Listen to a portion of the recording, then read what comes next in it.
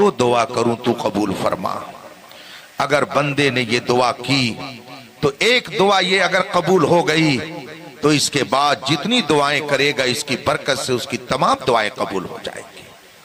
वो रब जो अपने बंदों से उनकी शहरक से भी ज्यादा करीब है, उसकी रहमत इतनी वसी है, इतनी वसी है कि 1000 जुर्म करने के बावजूद वो अपने बंदों पर अपनी रहमत का दरवाजा बंद नहीं करता है।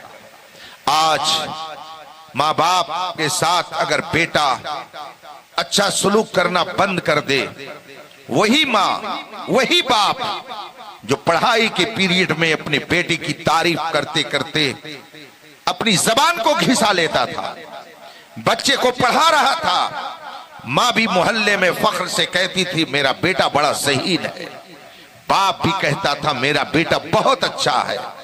लेकिन अगर जॉब में वो लग गया और 2-4 साल के बाद शादी हो गई और बच्चे ने किसी बिना पर माँ बाप की तरफ तवज्जो कम कर दी, खर्च देना कम कर दिया, वही माँ बाप जो बेटे की मोहल्ले भर तारीफ करते थे उनकी जबान बदल जाती है।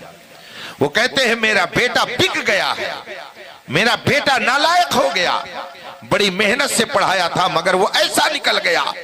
जो जबान कल तक बेटे की तारीफ में खुलती थी आज बेटे की मजम्मत में खुलती है, इसलिए कि चंद साल बेटे ने अपनी तवज्जो माँ बाप की तरफ से हटा ली। मगर रब कितना बड़ा करीम है, कितना बड़ा रहीम है, कितना बड़ा मेहरबान है कि बंदा 1000 जुर्म करे मगर वो अपने रिस्क का दरवाजा बंदों पर बंद नहीं करता है। लाख जुर्म करे मगर वो रिस्क भी देता है, वो अमन भी देता है, वो रोजी भी देता है, दुनिया की हर जरूरत वो पूरी करता है।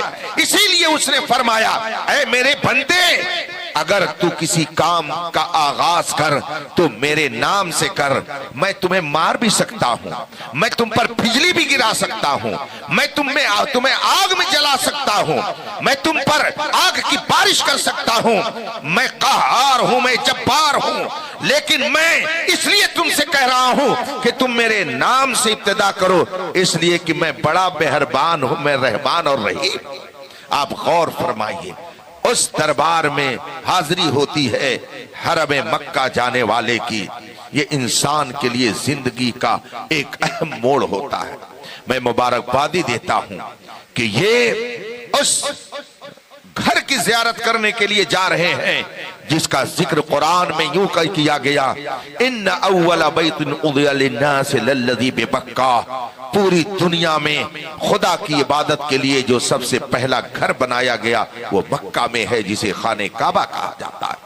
कायनात के इस दुनिया के सबसे पहले घर की जियारत करने के लिए ये अपने घर से रवाना हो रहे हैं। वो घर जो अंबियाए किराम का मरकज, वो घर जो दुनिया और आखिरत में कामयाबी की जमानत, वो घर जो खुदावंदे कुद्दूस तक पहुंचने का जरिया है। एक बुजुर्ग के यहां मैं बैठा हुआ था, उनसे गुफ्तगू हो रही थी, उन्होंने अपनी गुफ्तगू के दौरान फरमाया कि ये वहाबी कैसा बदअकीदा है, कहता है नबी से वसीला नहीं लेना चाहिए, नबी का वसीला शिर्क है। इस बेवकूफ को इतनी बात भी समझ में नहीं आती है, खाने काबा की तरफ मुंह करके नमाज पढ़ता है। खाने काबा पत्थरों का बना हुआ एक मकान है, मगर नमाज में उसे कहना पड़ता है मुंह मेरा काबा शरीफ की तरफ। अगर ये खाने काबा का वसीला ना ले और नमाज खाने काबा की तरफ मुंह करके ना पढ़े तो इसकी नमाज नहीं होगी। अगर पत्थर की तरफ मुंह ना करे तो इसकी नमाज नहीं होगी। इसका मतलब है खुदा तक पहुंचने के लिए पत्थर को वसीला बनाता है। ये कितना बदबख्त है कि नबी के वसीले का इनकार करता है। अक्लमंद है वो सुन्नी कि जो पत्थर को वसीला बनाता है और जिसके सदक़े में पत्थर बना उसे भी वसीला। सुभान अल्लाह, सुभान अल्लाह। हमारी और आपकी सआदत है कि अल्लाह ने हमें और आपको सुन्नी सही अकीदा बनाया है और हमें बुजुर्गों के नक्शे कदम पर चलने के लिए उसने सआदत बख्शी है। ये खाने काबा की जियारत को जाएंगे, ये उम्रा करेंगे। उम्रा दर हकीकत एहराम बांध कर खाने काबा का तवाफ कर लेना और फिर सफा और मरवा की सई कर लेना और उसके बाद में सर मुड़ा लेना है, यही उम्रा है। इसी को उम्रा कहा जाता है। आदमी ने अगर उम्रा कर लिया, रब्बे कदीर उसके गुनाहों को माफ फरमा देता है, उसके दर्जात बुलंद फरमा देता है, उसके नामे अमाल में नेकियों का इजाफा फरमा देता है। मगर याद रखिए, जिस तरह से मक्के मुकर्रमा और हरम काबा में एक नेकी करने पर 1,00,000 नेकी मिलती है, एक नेकी करेगा 1,00,000 नेकी मिलेगी, यूं ही अगर एक गुनाह करेगा तो 1,00,000 गुनाह उसके नामे अमाल में लिखा जाता है। यह भी याद रखिए कि अगर एक जुर्म करेगा तो उसको 1,00,000 जुर्म का गुनाह मिलेगा। इसीलिए बाज उलमा, बाज उलमा, बाज सूफिया जब पहुंचते थे तो जिस तरीके से बेद दरख्त कांपता है, खौफे इलाही से उनका जिस्म ऐसे ही कांपा करता था। बल्कि बाज लोगों के बारे में आया कि खौफे इलाही ऐसा तारी हुआ कि वो मक्के पहुंचे और फौरन उनके जिस्म से उनकी रूह परवाज। वो है मक्का मुकर्रमा। आज लोगों ने उसको पिकनिक का एक घर बना लिया है। शर्म की बात है कि जो लोग खाने काबा की जियारत करते हैं और तवाफ करते करते सेल्फी बनाते हैं, गोया वो खुदा के घर के सामने जुर्म करके दुनिया वालों को अपना मुजरिम होना बताते हैं। इसीलिए रसूल पाक ने फरमाया, एक जमाना ऐसा आएगा कि हज को लोग सिर्फ तफरीह के लिए करेंगे। हम अपने माथे की आंखों से देखते हैं। खुदा का शुक्र है, मैंने तकरीबन 5 मरतबा हाजिरी की सआदत पाई है। मैंने बहुत ऐसे लोगों को देखा खाने काबा का तवाफ कर रहे हैं, मगर वो फोन पर घर भी बात कर रहे हैं। इसने इतने से तो काम, इतने पर तो ज्यादा कोई जुर्म ना होता, लेकिन वो यहाँ क्या कर रहे हैं? घर वो दिखा रहे हैं, दोस्त को दिखा रहे हैं, देखो मैं तवाफ कर रहा हूँ, देखो मैं हजर अस्वद को चूम रहा हूँ, देखो अब मैं ये कर रहा हूँ। गोया वो इबादत करने के लिए नहीं गया, फैशन के तौर पर अपनी इन हरकतों को घर वालों को दिखाने के लिए गया। ऐसे उम्रे हो या हज हो, रब्बे कदीर उसके मुंह पर उसको मार देगा। इसलिए जो खुदा की बारगाह में जाए तो खौफे खुदा लेकर के जाए और वही लेकर के आए। अल्लाह तबारक व तआला इन्हें बाअदब उम्रा की सआदत नसीब फरमाए, आमीन। और उस घर का एहतराम करने की सआदत बख्शे। ये जब जाएंगे और हरम काबा में इनका दाखिला होगा, मस्जिद हराम में ये जब दाखिल होंगे तो इनको चारों तरफ से न जाने कितने गेट नजर आएंगे। किस गेट से दाखिल हुए, किस गेट से निकल गए, इन्हें एक हफ्ते में भी अंदाजा नहीं होगा, 2-4 रोज में अंदाजे की क्या बात। पूरी दुनिया सिमट करके हरम काबा में आपको नजर आएगी। पूरी दुनिया के लोग हाथ फैलाए, कोई आंखों से आंसू बहा करके अपने गुनाहों को धुल रहा होगा। ये सारे मनाजिर ये अपने माथे की आंखों से हरम काबा में देखेंगे। फरमाया गया, अगर वहां कोई जुर्म कर रहा है, कोई खता कर रहा है, तो दिल में तो कह लीजिए अल्लाह इसकी इस्लाह फरमाए, मगर वहां उस पर कुछ तबसरा न कीजिए, इसलिए कि वहां अपने जुर्मों को देखा जाए, दूसरों के जुर्म को देखने का वो वक्त नहीं है। इसलिए जो वो कर रहा है उसकी सजा वो पाएगा।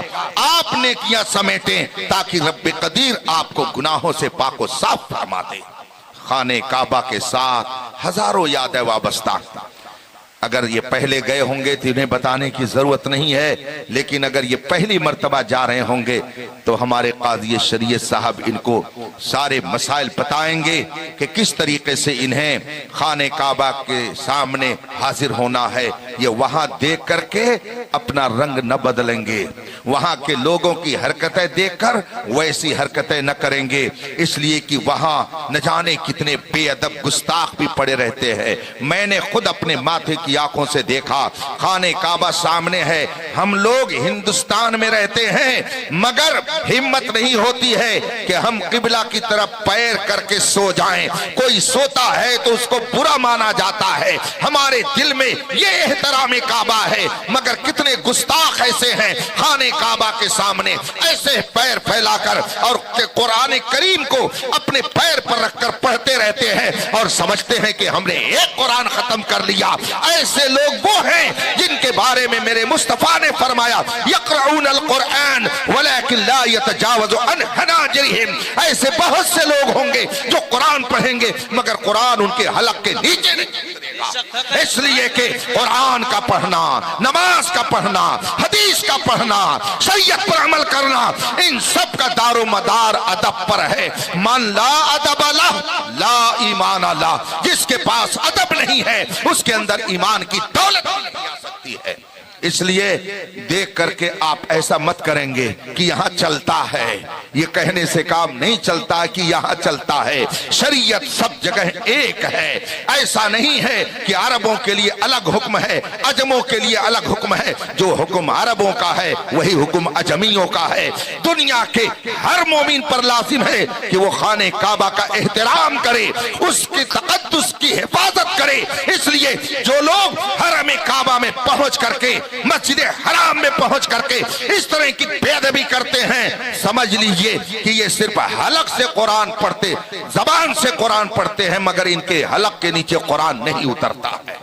बाज लोग इस शुबह में पढ़ जाते हैं, बड़ा अच्छा कुरान पढ़ता है, अरे ये तो हरम का इमाम है। याद रखिए, ईमान की पहचान ये है कि दुनिया के किसी गोशे में रहे मगर जो सच्चा अकीदा है उसी पर कायम रहे। यही यकीन, यही ईमान आपको दुनिया और आखिरत में निजात देगा। आज बहुत से लोग कहते हैं हजरत गए, हजारों लोग नमाज पढ़ रहे थे, हमने सोचा कि आखिर हम अलग क्यों पढ़ें, हम भी उन्हीं के साथ पढ़ने लगे। तबीयत ने कहा अलग नहीं होना चाहिए। बहुत लोग नमाज पढ़ रहे हैं, बहुत अच्छी किरात कर रहे हैं, सब कुछ रसूल पाक ने 1400 साल पहले बयान कर दिया।